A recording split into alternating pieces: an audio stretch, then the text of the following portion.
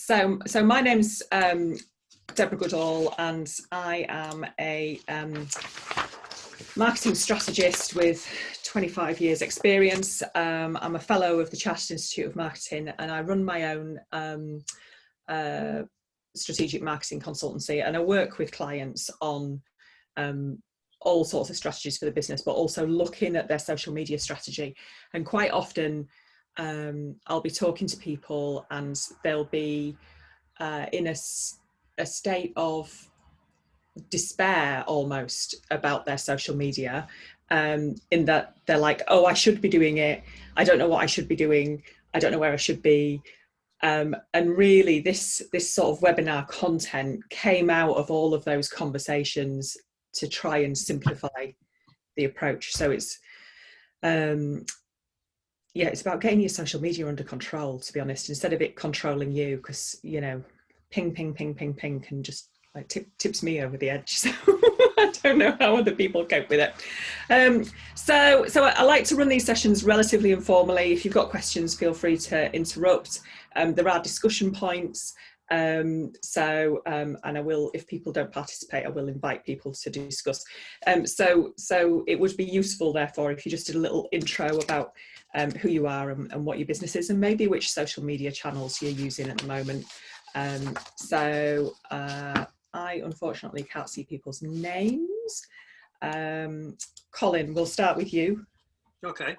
I'm Colin Shelbourne. I'm running a company called EJ Jordan Limited. We manufacture high-end hi-fi loudspeakers. We're using, in addition to our website, we use Twitter, Facebook, Instagram and Pinterest, of which Facebook is probably the most useful in terms of generating leads. Mm-hmm. Instagram I'm fairly new to, but that's proving we get a little bit of reaction from that. And Twitter, I'm there really just to do connect with journalists. Mm. And Pinterest has been interesting from a marketing point of view, seeing because we're doing physical designs, seeing which ones are popular. Oh, okay. Elaine? Yeah, hi. So my business is coaching and cake. So I'm a transformational coach, specialised in emotional intelligence, and I also have a cake business which is called Vi's Jamaican Rum Cakes. So I'm more active on the cake business with Facebook, Instagram, Twitter and LinkedIn. Mm-hmm. But I do have all of these other accounts as well for the coaching business as well, but I just need to get up and running and start using them. Okay. Katie, are you there? Yeah, hi, sorry, just a minute. Hi. Turning my camera off because I'm very tired this morning, but I'll pop it on for this. Post-bank holiday thing. I think we'll be off in that state, don't worry. I wasn't off yesterday, so I've got no excuse. Right, yeah, so I work for an organisation in Edinburgh, and I basically have a programme called Maximise Futures. So I work with care experienced young people from 12 to 26, and I use Twitter for this, but it's mostly to engage other providers, like service providers, and I only started using Twitter last week. So I basically have no idea what I'm doing, which is why I'm here. In at the start, love it. Heather, are you there? Heather's got 2 accounts going, but I don't think she's actually there. Okay, so we'll move on. So you're all sort of tapping into different social media channels, and so by the end of this, we'll have chatted about who your audience is and the channels that they're using, getting your messaging sorting, and then making content planning easy. So firstly, I just want to sort of talk about really what social media is, and sort of the examples that you've just given. Everybody seems to be using sort of the big 4 or 5 social media channels. And really, it's just to sort of highlight that there are more out there than just the sort of obvious Facebook, Instagram, Twitter, Pinterest and LinkedIn. So social media is any platform that encourages interaction between people on that platform. So it covers off all sorts of stuff like Reddit and TripAdvisor, Wikipedia, Mumsnet, Vimeo for video, YouTube. I don't think I've even got YouTube on there, and run out of space. And then there's kind of, you know, stuff like Snapchat,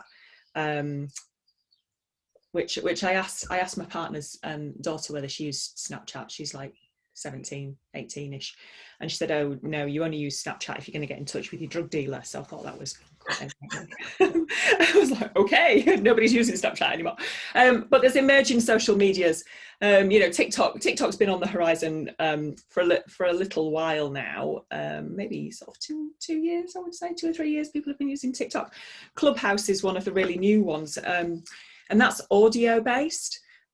So you can, so that's, you know, obviously not the written words. You create a room, you invite people to come into your room, and you chat to them or with them. And it's interesting with Clubhouse that that has spurred on developments with Twitter creating, I think they're calling them rooms as well, where you can do audio interaction on Twitter. So kind of, there are emerging social medias which are influencing the way that the established social media channels are actually accessible. So it's good to keep an eye on actually what else is out there, and actually think about what else your audience might be using. So I mean, it's quite rare that I start recommending things that are massively away from sort of the big 4 or 5.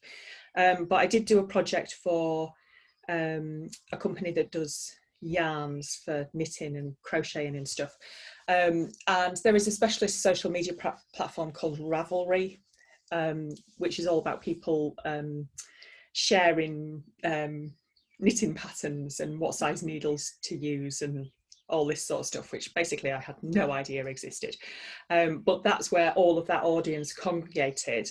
And also I was doing a project with someone that works in the equine industry, and we looked at using things like Strava, which is a sports-based social media, to kind of get in touch with people who were horse riding. And then there was also some other tracking social medias that you can record your horse rides on and interact with other people. So don't just get sucked into, actually there's just these ones that I know about that are in the mainstream media. It might be that there's a niche that you can tap into, and it could be just that you do conversations with your clients about what they're using, or it might be that you spend a bit of time doing some desk research to try and find out actually what is there that could reach my target audience. So I just wanted to really highlight that there's kind of more going on than what you might think is out there. So really also I wanted to talk about what social media is, and I think within a lot of businesses people view social media as a sales channel, but actually I think this image of these 2 women having a chat over the garden fence is a really good illustration of what social media is, because they're having a really good conversation. So I'd like you guys to kind of think and discuss, if you're happy to discuss, what are the elements that make up good conversation?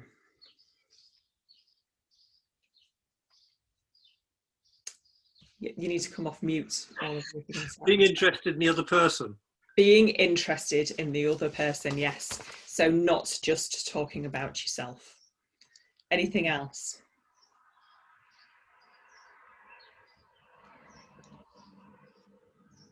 Is there something about the conversation that you might have with your pals at the pub, now we can all go, and the people that the conversation that you might have in a workplace? Is there something about the appropriateness of the location or the venue, but also the people you're talking to? Shared experience? Much more informal. Oh, what shared experience? Who said what? It's much more informal, much more personal. Yeah. You wouldn't have the same conversation at work as you would on social media. No. So there's something about being appropriate to who you're with and who you're hanging out with. Yeah. Yeah. What about relationship between speaking and listening when you're having a conversation with someone? Yeah, it should be 50-50 at least. So it's not just all about projecting what you want to say. So you're creating, No, not at all. Creating interaction and creating dialogue. Yeah. Yeah. If it's on social media, you have a shared interest, or you may already know each other, or you would at least have that shared interest. So it would be a conversation of the two ways. You'd both have to input the same amount. Yeah. Yeah. What about sort of tone of conversation, things like humor, and does that play a part in just general conversation? And what do you talk about, sort of current affairs, things that are timely? Are they all important parts of just conversation? If you were just chatting with your neighbour, I mean, like, basically, I've seen one of my neighbours this morning and we've done, what did you do at the bank holiday? Did you have a nice time? Isn't it nice weather? Have you got a busy week? Do you want to meet up for a dog walk later on? Yeah. So all those things crammed into a conversation, and some of it's driven by external, so the weather, the bank holiday, what you've been doing, busy week, so work environment, dog walk later on, so common interest. So do you see how all of these things play a part in conversation, and how this might translate to actually what you should be doing on social media, as in generating conversations, not just going, here, this is me, this is what I do. I have loudspeakers, I have cake, I do coaching, yeah? Yep. Are you following this, Heather, Katie? Yep. Yep, good. I like to feel that people are on board with my ideas. Okay, so the other thing to think about with social media, so think about that sort of conversational element, but also think about how social media can influence people's buying decisions, and that's whether people are using your pages or feeds, or whether they are gathering opinion from others that they might be connected to. So that sort of AIDA model of marketing, where awareness, interest, desire, and then action is a well-known sort of model for engaging and sort of influencing buying decisions. And there's sort of 2 points. Well, there's possibly almost 3, to be honest, if you go down the awareness route. There's 2 definite points for influencing through social media. So awareness a little bit might be away from social media unless you're investing in advertising sort of initially. People might not know you exist, although they might see an advert on social potentially.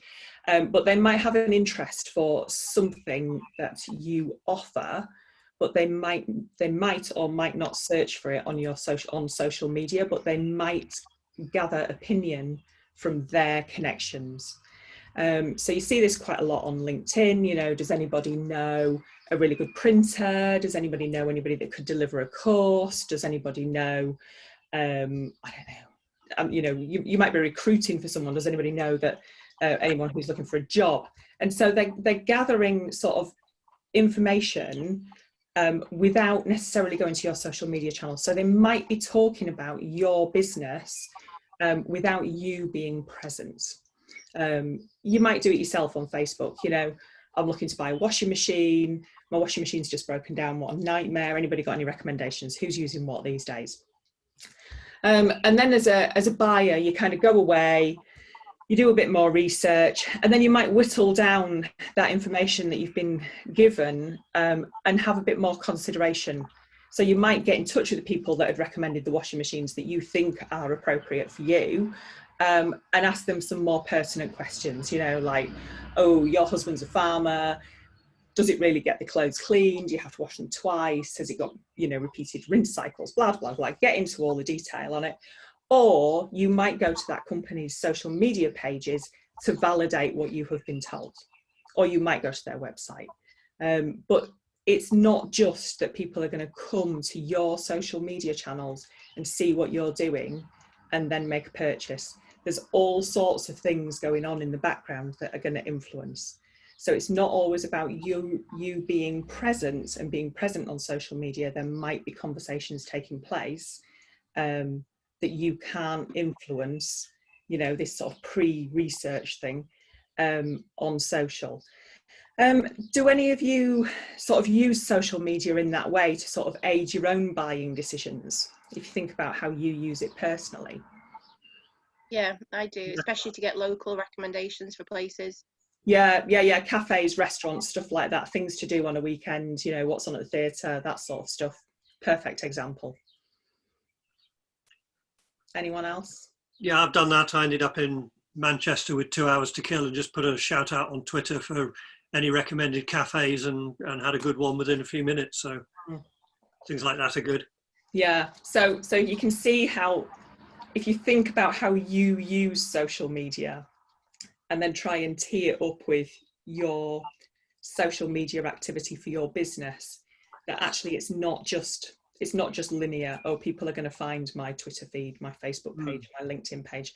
You know, there's a lot more going on that you need to sort of be aware of to be able to develop those strategies to use social media properly for your business. And part of that obviously is about having a presence. I mean, we're going a bit off social media now, but having a presence on social media so that you can build up followers who can then recommend you, but they will have probably had some interaction with you in the past. So feel confident about recommending you to their connections or tagging you into something, or they might have written a review. So that consideration phase might be that people have gone to your page and looked at your reviews and thought, oh, do you know what? These seem pretty kosher. Yeah, I'm going to buy this from them. I'm going to go to that restaurant. I'm going to see if I can get a place. It you know, it sounds like somewhere I want to be. So a lot of it feeds into your overall sort of business strategy in terms of customer retention and good service. And you know, it's more, don't look at social media just in isolation. It integrates with so many other parts of your business. I'm labouring on a bit now. Anyway, right, so your business now, so where's your business at the moment in terms of its planning of your social media marketing strategy? So are you ad hoc in that you have all these different channels that you're using, you're not quite sure why you're using them and you just post stuff out when you've got something to say? Or are you a planner and you've got 100% of your content planned and you're using Planoly or Buffer or Hootsuite? And how are you monitoring what's going on those channels?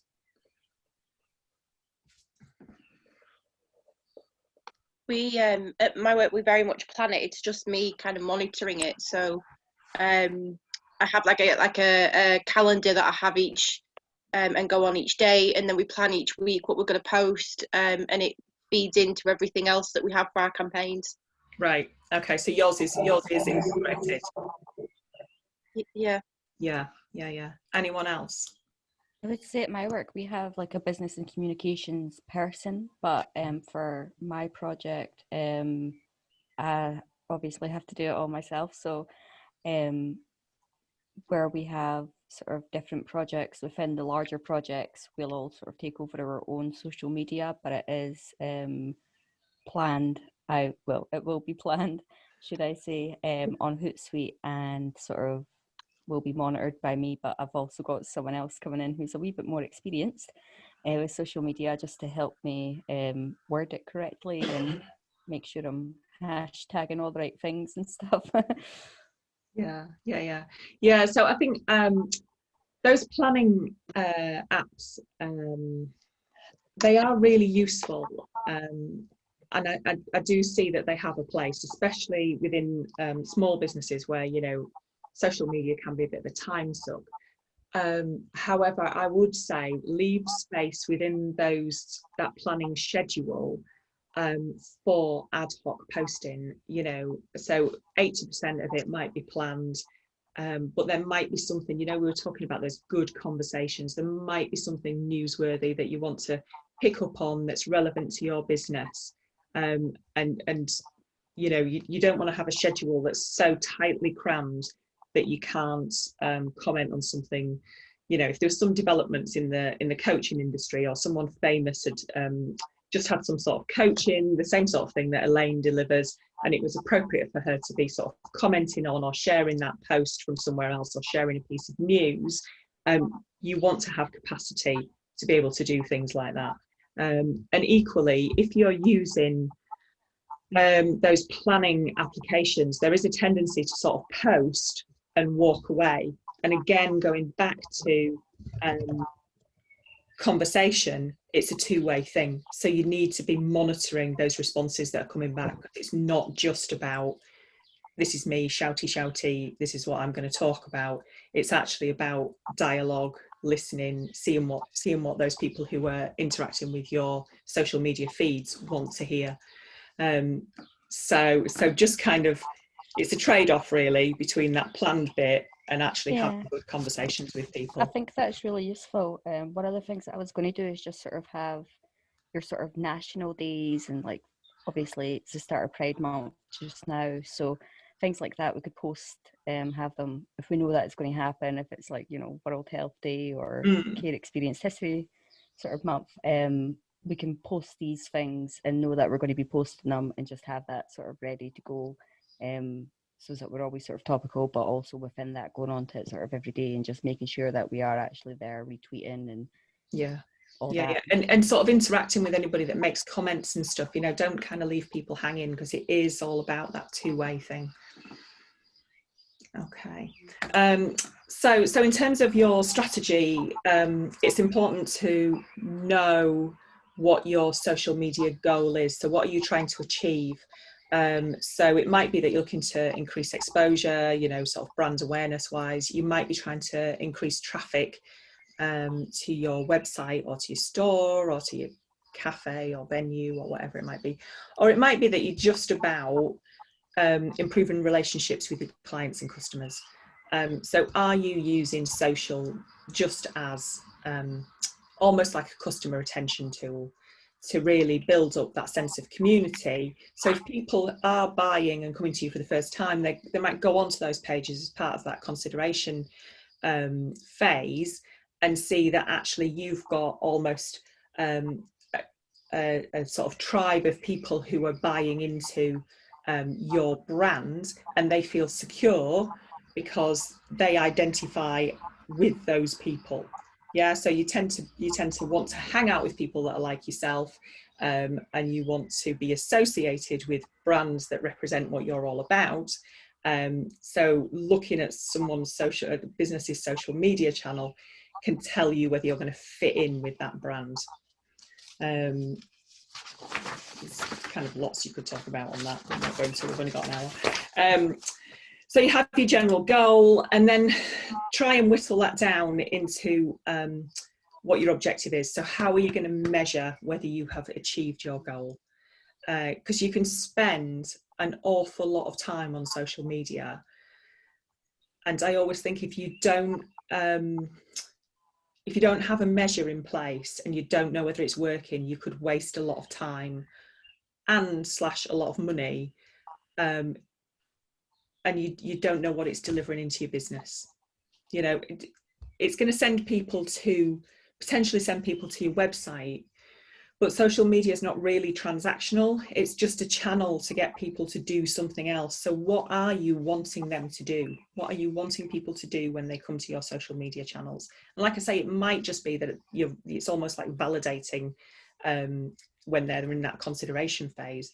But it might be that you are expecting your social media to drive 250 people to your website every month, and then of that you want at least 10% to be converting and be transacting customers. The transacting bit is down to the quality of your website. The driving them across needs to be part of your objective from your social media. So you need to be thinking, actually, how am I going to get them from Facebook, LinkedIn, Pinterest, whatever, to my website? What's the call to action? you need to tell people what you want them to do, basically, all the time. Okay, so it basically comes down to knowing who your customers are.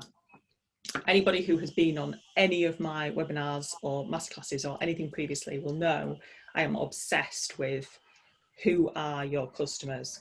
The more you know about your customers' motivations and behaviours, then the better the relationship will be with them, and the more likely you are able to be to influence their decision making. By which I mean, make them into transacting customers. So have any of you developed customer personas at all? Do you know who your customer groups are? Yes, Elaine, big thumbs up, fantastic. Anyone else? No. Come on, Colin, you've been on my webinars. This should be top of your list of things to do. We do quite a lot of work. We're quite a big global organisation, so we do this quite a lot, developing customer personas, and we target different industries. So it goes into a lot of what we do is try and target different things to different industries and trying to understand why they need that product and what it will do for them. Yeah, perfect. So it really is the base of all marketing. Should be who's going to buy this, who's going to buy this service, who's going to buy this product, and then really understand them more so than gender, age, location, but actually motivations and pain points, and what are they going to want to see on my social media channels? Are they even on social media? Do they just listen on social media? Do they interact? Are they using the social media channels that we're using? And my question to all of you really is, do you know if your customers are actually on the social media channels that you're using? Have you gone, oh, we need to be on Facebook, oh, we need to be on Twitter, without doing that first step of who's my customer? Where are they hanging out? You don't need to sort of go on. I was going to say you could internalize the answer to that if you liked, but go on, Katie. I was just going to say we think about it because I don't really use social media in general, and we were aware with me working with young people it would probably be something that I had to delve into, but especially with Twitter, we know that there's less young people using it now than what there was, and it's one of the reasons why I'm sort of using it, because I'm not necessarily wanting to communicate face to face with the young people at this point, but it's more to get other service providers, and I happen to know that they all use Twitter because they're all trying to advertise their organization on Twitter as well. So there is this sort of worry that we all will just be friends with each other, sharing amongst each other. But again, it's sort of starting networks and ensuring that other people sort of know about new things. So and again, that comes back down to what's your goal with your social media, what's your objective, and yours currently is to build those partnerships. The one thing I would, and that's fine, and sort of getting your message out there and actually just networking, brilliant.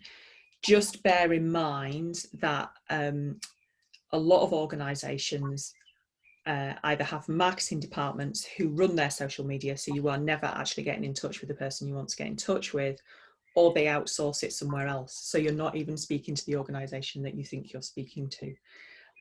So there's kind of this trade-off with presence and looking like you're networking with either individuals or businesses. Like you might think you're networking with an individual on LinkedIn, actually that might be being run by their social media agency. So just kind of have at the back of your mind, are these really the people that you want to be interacting with, or are you just doing it for a sort of brand awareness exercise? And more businesses, they might have a VA doing it or a PA doing it or whatever, but often it's not the person that you think it is that's actually producing or maintaining that account. You're nodding, Heather. Have you got experience of that? Yeah, I'm the only one in marketing now in at work, so everything that goes out from me. Yeah. But sometimes it could be a mail, not just social media, but it could be a mail letter, and that will be sent from the MD, but that will be me doing that all. Or it could be that I send out training course dates from our training admin team, but again, that's signed off as them, but it's me doing it as well. So Yeah. even though they reply to them, it comes to me, you have to send it back on and try and write it as if you are that person. Yeah. So it's business to business on social is often business to a person that's acting as an intermediary, who's then going to pass that potentially on to the person you want to interact with, but maybe not. Business to consumer, yeah, a bit more likely that you're interacting with the consumer, but again, the consumer's not really sure whether they're interacting with the business genuinely or not. So all a bit of a game, really. Once you've kind of got all your customer personas developed, genuinely know which platforms they are on so that you can reach them. Like I said, Ravelry, Strava, this equine tracking thing that we found for this horsey project. So there might be something niche for your industry. So do sort of try and find that out. And for those of you that are running your own businesses where you've got small business, part of that could just be asking your customers, which social media channels do you use? Yeah. It doesn't have to be a massive research project, but you've probably got a handful of customers that you've got really good relationships with. So just find out off them which ones they're using. Understanding your customers will then also help you construct your message. So think about what your key message is. And it might be that you have an overarching message which encompasses what you want to project, but you need to think about how to tailor that message on those different platforms for those different audiences. So have any of you kind of done a messaging exercise where you've dug down and you've got an overarching message for your business where, let me try and think about this. Let's try and get an example in my head. It's too early after the bank holiday. It's almost like developing your brand position, but with a bit more detail. So,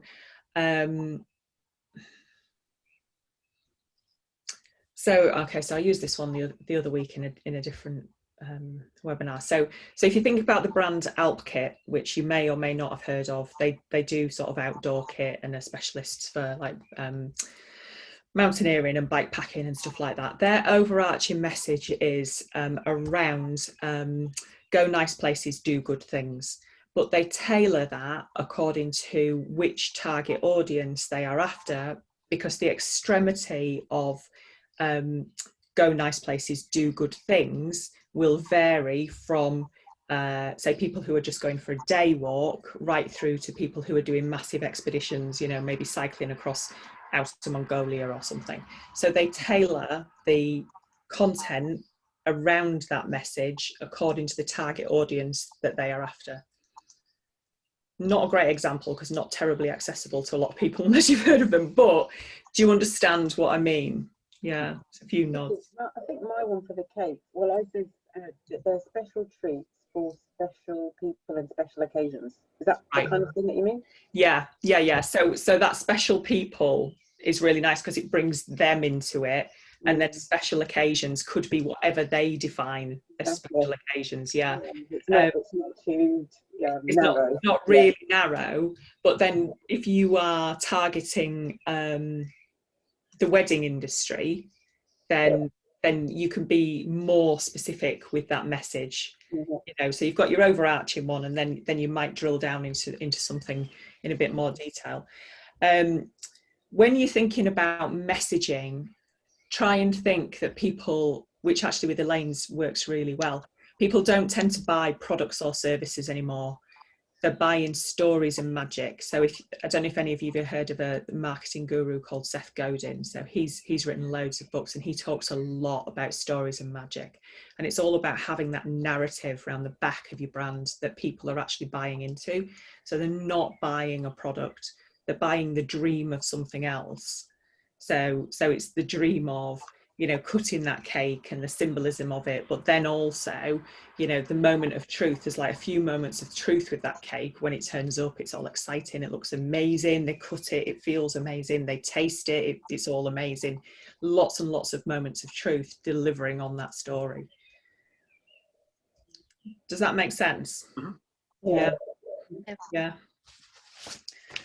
Okay, I'm kind of whizzing through this today. Anyone else got multiple moments of truth that they could kind of tap into on their product or service?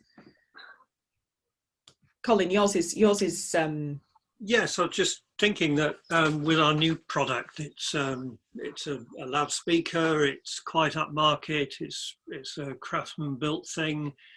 It's a bit different to everything else. So you've got the packaging, the opening it up, putting it in place. So you've got the location of it in the room, but you've also then got the listening to music and what music you choose to listen to. Yeah. So you've kind of got that longer moment of truth, haven't you? Where every time someone plays music, they are reassured that they've made the right decision. Do you know what? It was worth that on that speaker. It was absolutely worth it. Yeah. But right from the moment it turns up at the door, the packaging starts and gets those messages across as well.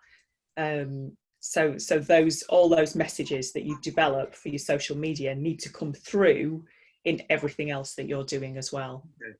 Yeah. So I bought something from a company called Hebden Trouser Company, which is a bit of a weird company, but anyway. Basically was massively influenced by their social media, which I thought was hilarious.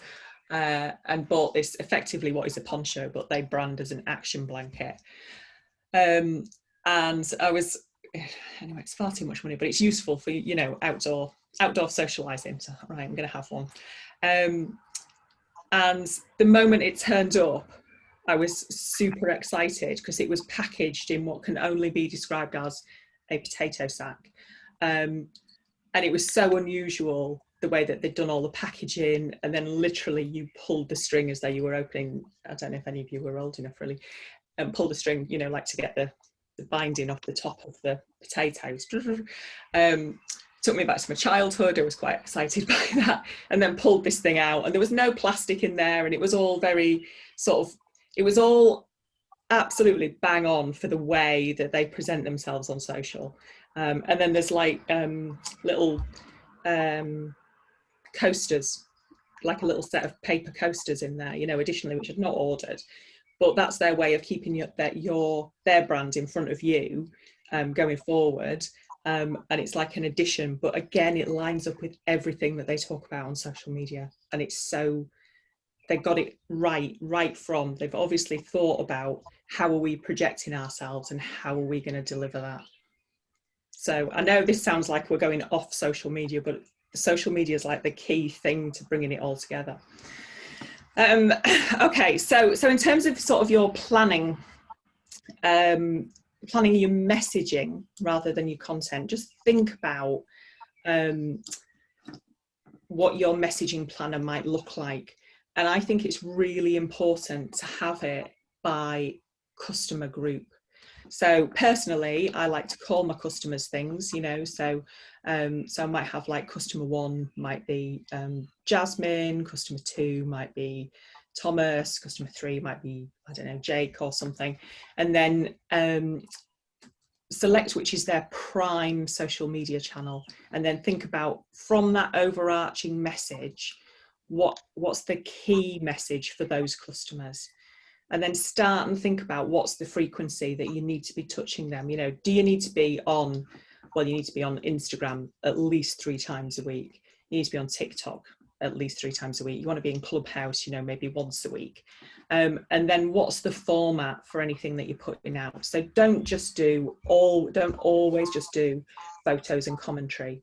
You know, is there a way of getting some video in there? Is there a way of using a GIF, you know, if that fits with your brand? Is there another format you could be using to kind of make your social media stand out on their newsfeed, or however they're consuming it? Could you do an audio recording? Is there something else rather than just a flat post? Are people mixing up their sort of content formats at the moment? No. You've got loudspeakers, Colin. You should be doing all sorts of stuff. No, it's fear mostly. Fear of what, though? You know. Well, I suppose having had some background in it, fear of being able to producing something that looks professional enough. But I'm aware that I shouldn't really worry about that, because that sometimes puts people off. Yeah. So again, come back to your target audience. You know, are they going to be alienated by the fact it's not professional, or are they just going to actually bond with the fact that it's not professional because they see it as a more personal sort of brand that they can buy into? So I've got another company that organises well, we don't at the moment, adventure cycling events on the North York Moors, and we used to do loads of Facebook lives. And people were always like, oh, I don't know how you dare do them, blah blah.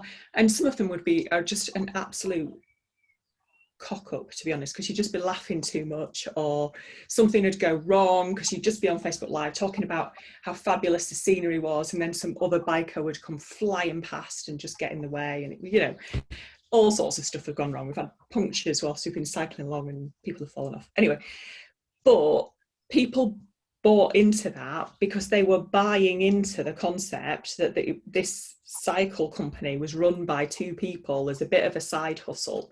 And you know, we were doing it because we loved riding on the North York Moors. So actually, that's what the audience wanted. They didn't want a mega professional video. So even when we got a videographer in to film promotional videos for the following year, his brief was, don't make it too professional. You know, we want it to be a little bit like, yeah, we want some great shots, we want some drone stuff, we want, but we want also just off the cuff interviews with the team, with the people who are taking part, because we want genuine responses, because that's what people are buying into. Yeah. So think about that in relation to your target audiences, but do mix up your formats. So in terms of content planning, this is the bit where everybody's like, oh, well, that's all fine, but I don't know what to post. So by planning your content, it just gets you to be a little bit more focused. So it allows you to sort of improve the general content that you're running. If you're going to go down the ad campaign route, then you can develop those to be much more compelling. And you can start and tap into the content that will sort of trigger, motivate your target audience. So, I mean, we've probably all seen, you know, some really good content that's motivated us personally to do something on social media, but then you've probably also seen some terrible content and you're like, oh my God, why are they even posting that? So, you know, if you think about content you have seen that has been good, and you think about content that you have seen that has been bad, you can start and think about what makes that a good piece of content, and try and translate that back to your target audience and your brand. And also, you know, why is something really terrible? You know, is it that it's got loads of spelling errors in? It might be that it's got really bad grammar. You know, stuff like that really annoys me.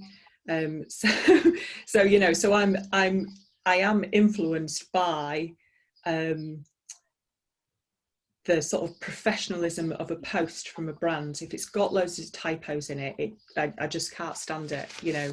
And whilst that might not influence some people, it really switches me off. So start and think about actually what is good content. You know, spend a bit of time scrolling down those channels that you're using to promote your business. What stands out to you? and what makes good content from your point of view. Not necessarily the content itself, but how it's constructed, how it's laid out. Should you be using emojis? You know, should you be, I don't know, having like line spacing between stuff so it's easier to read? Think about things like that as well. Yeah. And then, you know, what to actually put out there in this planner that's going to be about 80% planned. So I think it was Heather mentioned about actually events in the annual PR. Oh no, it wasn't. It was Katie. Events in the annual PR calendar. So, you know, are there months or weeks or days that you can tap into? Is there a national awareness day for coaching, or is there a national? There'll be a national cake day, national music day, or whatever. There's something for everything, isn't there? Record store day, which is one I've been tapping into. Right, perfect. Yeah, so stuff like that. And if you just Google National Days UK, you'll just get a big list of them. They're all just on the internet. But also think about those stories within your business, you know, behind the scenes stuff, who the people are. People at the moment, there is a massive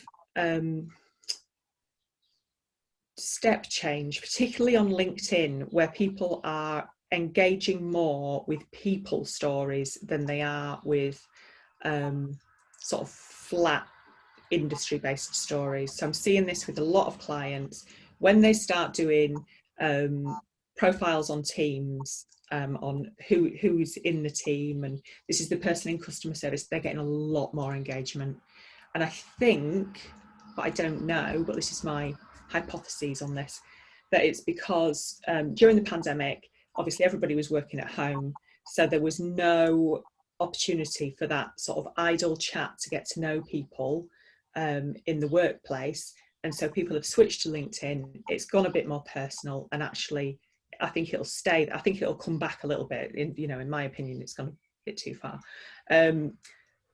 But people do now want to connect more with people rather than businesses. So behind the scenes stuff that starts and humanizes your brand is likely to get more interaction. But, you know, there might be other stories in your business. There might be something exciting going on. You might have a new product, new service. You might have won an award. You might have moved location. You might have a new recipe. You might be trying out a new ingredient. I don't know, there's all sorts of stuff. Just sit and consider it. And then stories in your industry. So are there developments within the area in which you work that your target audience might be interested in? You know, so I'll share stuff about changes in social media and SEO changes and things like that on my LinkedIn, because that's my industry. And I think it's important to share things like that. It then says to people, oh, well, actually, she's connected. She knows the right sources to get that information.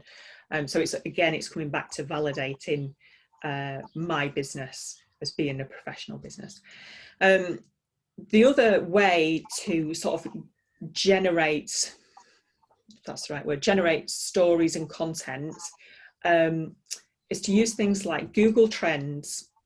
Any of you use Google Trends? So Google Trends, put Google Trends into Google. I don't know the address off the top of my head. And you might put in something like, well, whatever your industry is. So it might be that it's, you know, holiday cottages. And it will give you a graph of when people are searching, when the peak times for searching across a given time period are for holiday cottages. And if you can then develop content, say about holiday cottages, and use that, say 2 or 3 weeks before people are making that search, you will then get found by Google. Have a look at it. It's worth just playing about with. Google Alerts as well, keep you up to date with what's happening in your industry. So you don't have to go searching for content all the time. It just comes direct to your inbox. So it might be that you set up a search for, I don't know, loudspeakers, music, classical music, whatever it might be. And then you would just get notifications, you know, and maybe 90% of them are probably not going to be useful. Delete, delete, delete. But that 10% could be gold, you know, in terms of generating content for your business. The other one is a website called answerthepublic.com.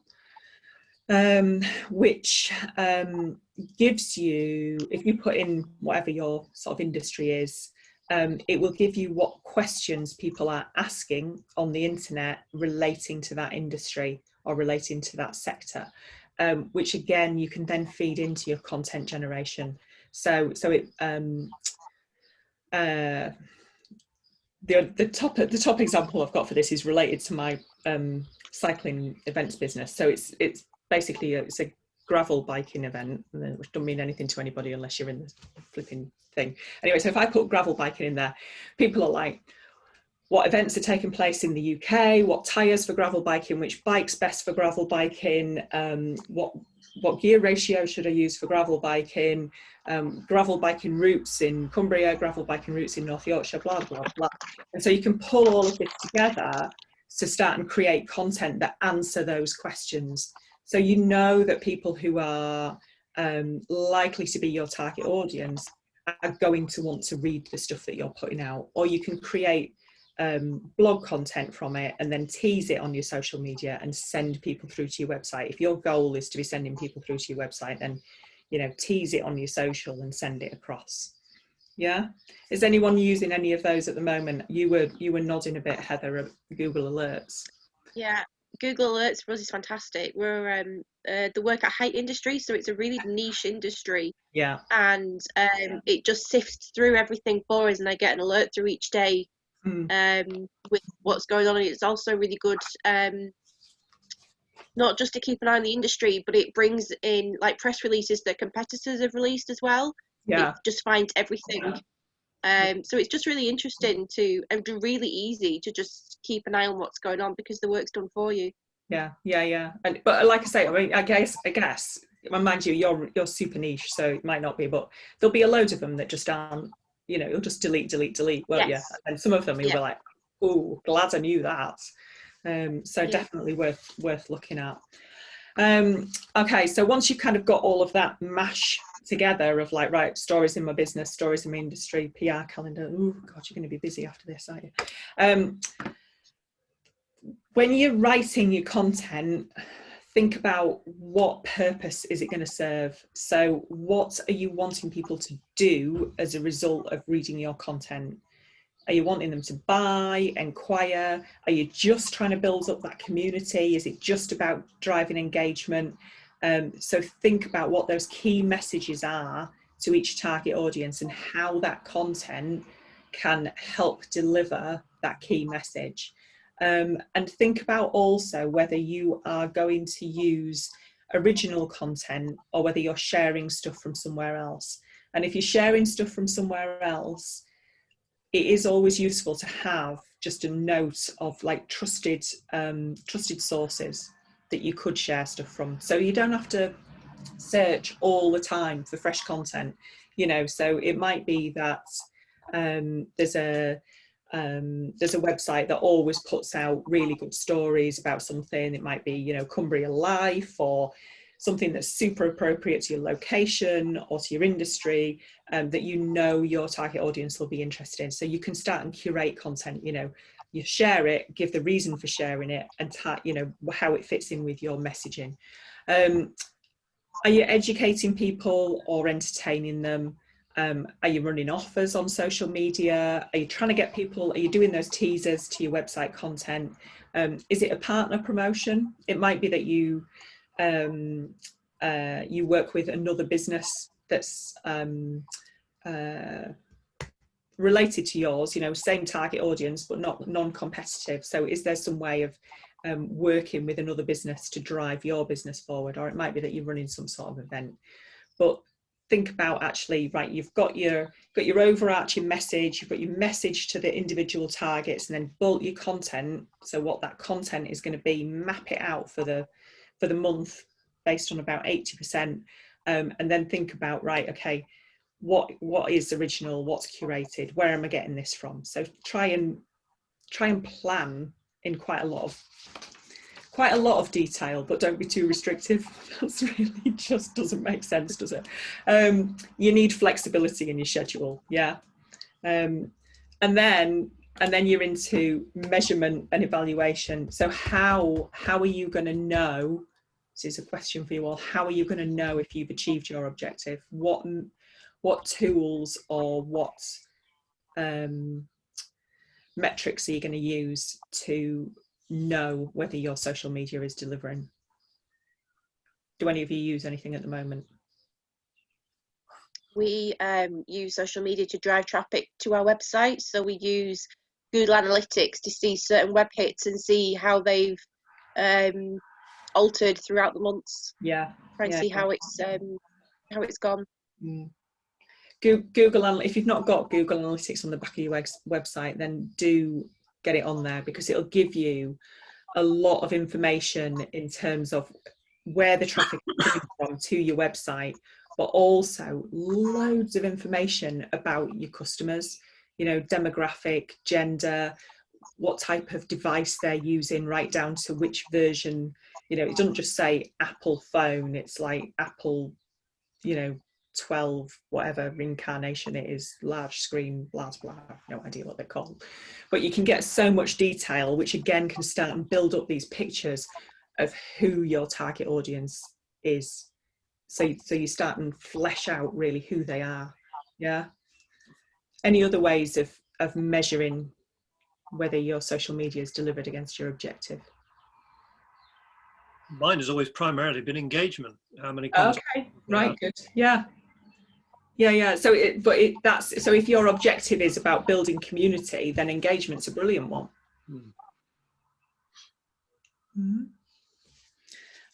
Janet's appeared, which means that it must be nearly 11 o'clock. Right, so finally, just to cover off the legals, social media is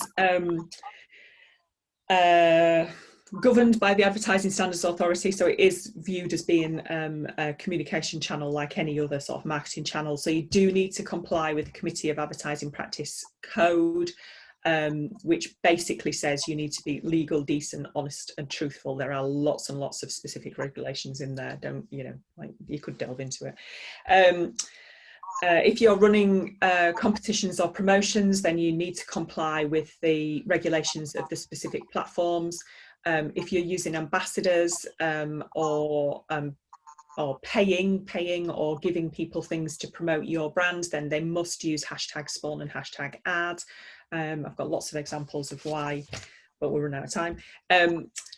Don't disclose, this is very obvious, but don't disclose personal or confidential information about you or any of your clients. So if you are doing a photo, say like you're doing a photo of your desk, God, let's hope not, then just make sure that people can't see, you know, information, you know, full phone numbers, names, client names, all that sort of, I mean, it's obvious to say it, but sometimes you just need to think it whilst you're doing it, because, you know, if you're doing a photo and you're doing it in a rush, it's quite easy not to sort of block something out. So just be cautious around that. Don't just grab images randomly off the internet or videos randomly off the internet and use them on your social media channels. They do belong to someone. There's things like Unsplash, Pixabay, Pexels, Shutterstock if you want to get into paying. And some of those have also got free video content on now as well, so you can use those. And if you've got employees, then I would highly recommend having a social media policy for what your employees can and can't say on social, and whether they actually are allowed to say that they work at your place of work, etc. So generally, comply with the CAP code from the Advertising Standards Authority is the general takeout from that slide. It's a bit heavy for me. Anybody got any questions?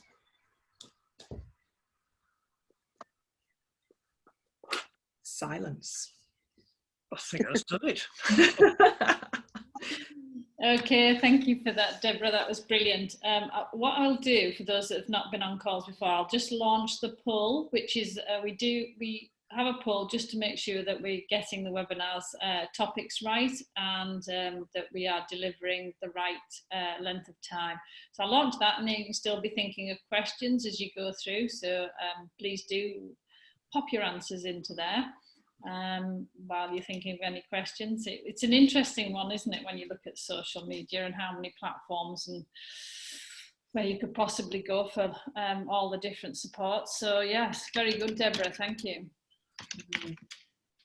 Yeah, I think the key thing with social is really don't spread yourself too thin. You know, find out where your audience is and then focus on the key channels. Don't try and do too much, especially if there's just you or a few of you in your business. Do something really well rather than do a lot of stuff mediocre or badly.